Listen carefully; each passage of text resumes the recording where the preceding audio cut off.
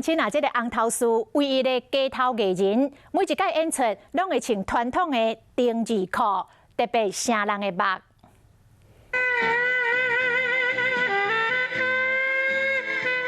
配合着伴手带，这位先生不管是技巧还是演奏出来的声音，都真标准。做一个观光客来听。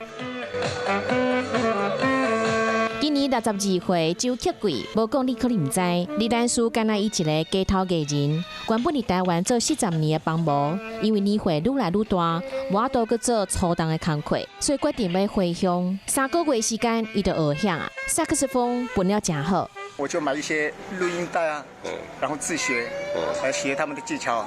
吹法，就安尼，伊嘛发现家己音乐这方面的天分。表演的时阵，也穿达悟族传统的丁字裤，观众感觉真趣味。就是有看到这样子的街头艺人，然后还穿着传统服饰，其实蛮惊喜的。很新奇啊，第一次看到，就是传统跟现代的结合。嘛，因为安尼，周克贵伊的知名度愈来愈好，后盖有机会去红头丝，你嘛当去看伊的表演。